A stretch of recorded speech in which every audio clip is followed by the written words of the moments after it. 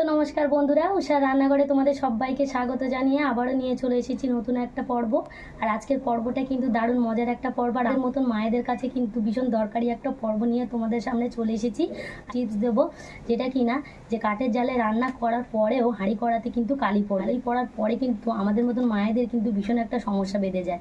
যেমন কালি তুলতে একটু অসুবিধা হয় বা কালি তোলার পরে হাতটাও নোংরা হয়ে যায়। কিন্তু আজকে আমি তোমাদের দেখাবো যে কাঠের জালে রান্না করার পরেও হাঁড়ি কড়াতে কালি পড়বে না আর হাতটাও নোংরা হবে না। কাঠের জালে রান্না করা হয়ে যাবে, হাঁড়িটাও পরিষ্কার থাকবে। তো আশা করছি পর্বটা তোমাদের খুবই ভালো লাগবে আর ভীষণ ভালো একটা কাজে আসবে। আর ভালো লাগলে অবশ্যই চ্যানেলটা সাবস্ক্রাইব করে আমার পাশে থাকবে। এখানে কিন্তু আমি একটা পুরো একদম নতুন হাঁড়ি নিয়ে চলে এসেছি। আর একদম ভেতর পিঠ ওপর পিঠ কিন্তু পুরোটাই সাদা। এই দেখো, যখন আমরা কাঠের জালে রান্না করি এই হাঁড়ির উপরে কিন্তু ছাই বলো বা মাটি বলো দিয়ে লাগিয়ে কিন্তু হাঁড়িটা রান্না করলো। ছাই বা মাটি লাগিয়ে আমি হাঁড়িতে রান্না করব না আজকে। দেখো তোমাদের দেখাবো খুব দারুণ কিন্তু মজার একটা টিপস। এই যে হাঁড়িটা আমি পেছন পিঠ ঘুরিয়ে নিয়েছি, এবার কিন্তু আমি একটু সর্ষের তেল দিয়ে দেবো। এই সর্ষের তেলটা কিন্তু এই হাঁড়ির গায়ে বেশ ভালো করে আমি লাগিয়ে নেব। এই দেখো, একদম পুরো হাঁড়ির গায়ে কিন্তু বেশ ভালো করে আমি লাগিয়ে নেব। আজকে আর কোনো মাটি বা ছাই আমি দেব না, আজকে তেল দিয়ে দেব, এই গায়ে লাগিয়ে দেব।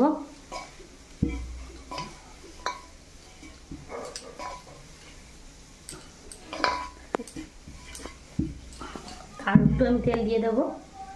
এই যে হাতে আমি তেল নিয়ে নেব,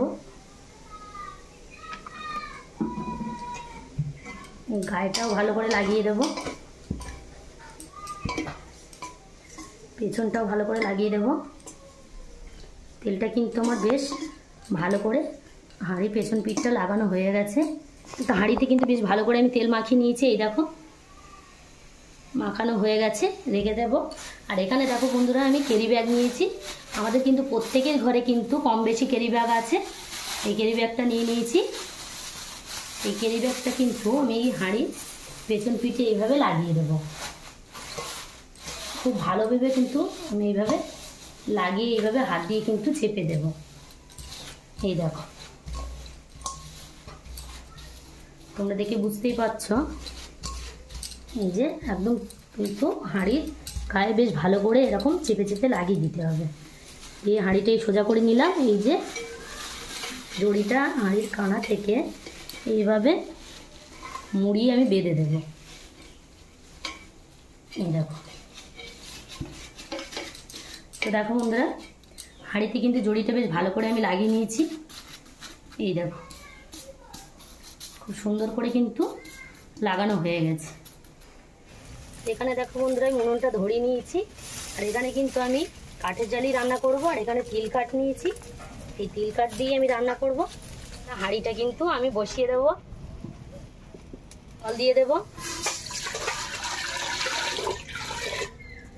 হাঁড়িতে কিন্তু আমি জল দিয়ে দিয়েছি। তো বন্ধুরা, তোমাদের কিন্তু দারুণ মজার একটা টিপস বানাতে বানাতে কিন্তু আমি ভাতটা রান্না করে নেবো। আর এদিকে কিন্তু আমি চালটা ধুয়ে রেখেছিলাম, এবার দিয়ে দেব।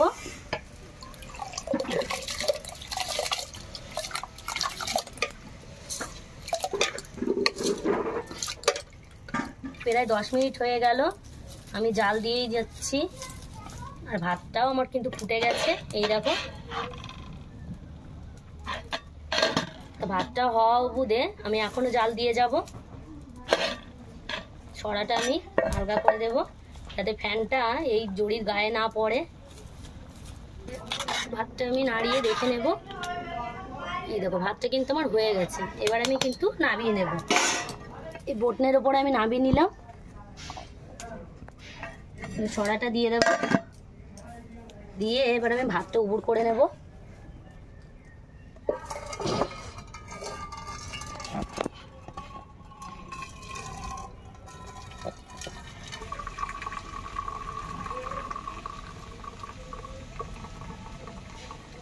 তো হাঁড়িটা আমি উবুড় দিয়ে নিয়েছি। আর এই প্লাস্টিকটা আমি আস্তে আস্তে করে খুলে তোমাদের দেখাবো। এই দেখো, এইভাবে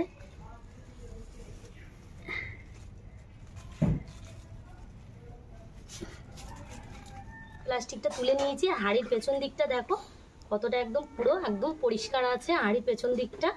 এই দেখো একটু ভয় ভয় করে তুলছিলাম, মনে হচ্ছিল যে নতুন হাঁড়ি নিয়েছি আর প্লাস্টিক, কিন্তু তাও দেখো কত সুন্দরভাবে আমি তুলে নিয়েছি।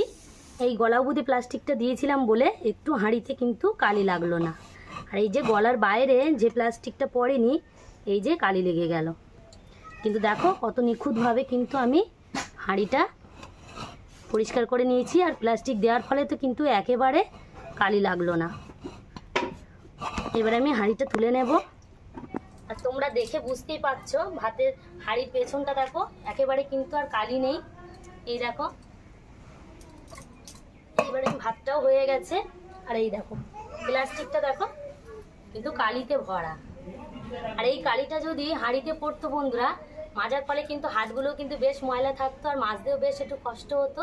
এইভাবে যদি আমরা প্লাস্টিক দিয়ে হাঁড়িটা বেঁধে রান্না করা হয় কাঠের জালে, কিন্তু একটু আর কালি পড়বে না, আর কিন্তু হাঁড়িটাও এরকম চকচকে থাকবে। বড় হাঁড়ির জন্য বড় প্লাস্টিক নিয়েও করে নিতে পারো, কোনো অসুবিধে নেই। একদম হাঁড়ির পেছন দিকটা এরকম পরিষ্কারই থেকে যাবে। এই দেখো হাঁড়ি হোক বা কড়া হোক, আর ছোট হাঁড়ি হোক আর বড় হাঁড়ি হোক, তেল দিয়েই কিন্তু প্লাস্টিকটা কভার করে নেবে, তাহলে কিন্তু খুব সহজে উঠে যাবে। আর তেল না দিয়ে যদি প্লাস্টিকটা হাঁড়ি বলো কড়া বলো কভার করা হয়, কিন্তু প্লাস্টিক কিন্তু আর উঠবে না, আর চিরকালের মতন কিন্তু বন্ধুরা কালিটা পড়ে থাকবে। আজকের টিপসটা তোমাদের কেমন লেগেছে অবশ্যই কিন্তু কমেন্টের মাধ্যমে জানাবে। আর ভিডিওটা ভালো লাগলে সাবস্ক্রাইব করে আমার পাশে থাকবে। আজকের মতো টাটা।